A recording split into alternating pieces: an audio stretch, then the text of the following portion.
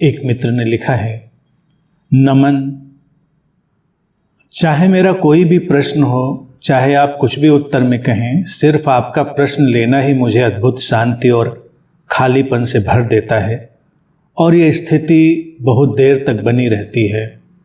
आपका धन्यवाद। ये बहुत सुंदर है। जब हम एक संस्वरित अवस्था में होते हैं, एक हार्मोनाइज्ड स्टेट में, तो प्रश्न का उत्तर लेना आवश्यक नहीं होता है। प्रश्न से जुड़ना और प्रश्न और उत्तर के माध्यम से जो संवाद की धारा बहती है, उससे जुड़ना ही पर्याप्त होता है। यूँ तो देखा जाए कि हर प्रश्न में उसका उत्तर समाया हुआ होता है। तो अगर किसी के हृदय में प्रश्न उठा है तो निश्चित ही उसके हृदय में उसका समाधान भी है, जो देर सवेर उसको दिखाई देगा। तो ये जो घटना लिखी है कि मान लीजिए मैंने प्रश्न लिया आपको अच्छा लगा, उत्तर कुछ भी हो, आपके मन माफिक हो या मन माफिक ना हो, इससे भी कोई अंतर नहीं पड़ता, क्योंकि प्रश्न जब मैंने लिया तो यही प्रश्न को और ऊर्जा दे देता है। प्रश्न वस्तुतः हर साधक की प्यास से जन्म लेते हैं, वो उसकी प्यास होती है और इस प्यास को स्पर्श करना परितृप्ति का एक नया रास्ता खोलता है।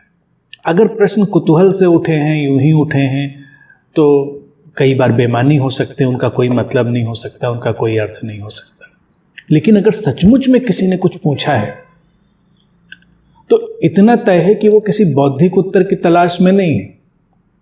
ये क्या कहा जाएगा, कैसे कहा जाएगा, उसको कहने के शब्द क्या होंगे, तर्क क्या होंगे, इसका बहुत मतलब नहीं है। अब ये हृदय से हृदय का संवाद है, अर्थात व्यक्ति के अंतरतम की जो गहराई है उससे और जो साधक है उसके अंतरतम की गहराई, उन सब का एक संवाद है। तो इस संवाद का घटना वो सुंदर होता है और जो शांति मिलती है वो इसीलिए मिलती है क्योंकि अब हमारी अपेक्षाओं का दबाव भी नहीं है, हम खुले हुए और ग्रहणशील हैं और ये बात ज़्यादा मुक्ति देने वाली होती है। कई बार जो लोग अशांत और विचलित हो जाते हैं वो इसलिए हो जाते हैं कि प्रश्न उठा लेकिन वो खुले हुए और ग्रहणशील नहीं है उत्तर के लिए, क्योंकि उत्तर भी उनको पता है, उनके बुद्धि को पता है कि ये उत्तर होना चाहिए। तो अगर मान लीजिए मैंने वो उत्तर नहीं दिया तो वो असंतुष्ट होंगे, उनको वो अच्छा नहीं लगेगा, विचलित हो सकते हैं। और अगर हमने प्रश्न पूछा और हमारा कोई पूर्वाग्रह नहीं है तो यकीन मानिए मैं कुछ भी उत्तर दूं, व्यक्ति खुला हुआ और ग्रहणशील है उसको सुनने के लिए, वो उसको शांति ही देगा, वो उसको समाधान ही देगा, क्योंकि उत्तर भी घट रहा है। जैसे प्रश्न साधक के भीतर घटा वैसे उत्तर मेरे भीतर घट रहा है।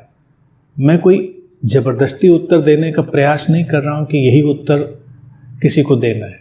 वो उत्तर घटा, मुझे भी नहीं पता था क्या घटना है। तो ये किसी चीज़ का घटना इतना सुंदर होता है कि उसमें शांति के सिवा और हो ही क्या सकता है। जब कोई दबाव होता है अपेक्षा का, पूर्वाग्रह का, किसी मान्यता का, तो वो तनाव बनता है। तो यहाँ पर एक सुंदर बात है कि जो प्रश्न पूछने वाला चित्त है वो भी अपेक्षाओं और पूर्वाग्रहों से मुक्त हो रहा है और उत्तर देने वाला है वो अपेक्षाओं और पूर्वाग्रहों से मुक्त है। तो ये एक मुक्त आसमान का मिलना है, साधक के भीतर का मुक्त आसमान और गुरु के भीतर का मुक्त आसमान। और आसमान तो एक ही है, वो अपना और दूसरे के जैसा होता नहीं। चाहे उसको तुम अपनी खिड़की पर खड़े होकर देखो, चाहे मैं अपनी खिड़की पर खड़े होकर देखूं, आसमान तो एक ही है, वही शून्यता, वही फैलाव, वही असीमता। तो उससे शांति तो स्वाभाविक रूप से आनी ही है। पीछे निश्चित अपेक्षाओं और पूर्वाग्रहों का दबाव कम हुआ है, उसको और कम करिए, पूरी तरह से खाली हो जाइए, आसमान की तरह खाली भी हो जाइए। तो समाधान फिर इतने सटीक आएंगे जिनकी हम पहले से कोई कल्पना पूर्वानुमान भी नहीं कर सकते, क्योंकि वो जीवन से जीवन के लिए समाधान होंगे। वो हमारे तर्क और बुद्धि के समाधान नहीं होंगे, वो जीवन से उठे प्रश्न और जीवन से ही आए उत्तर और जीवन से ही आए समाधान, और वही सर्वोत्तम स्थिति है।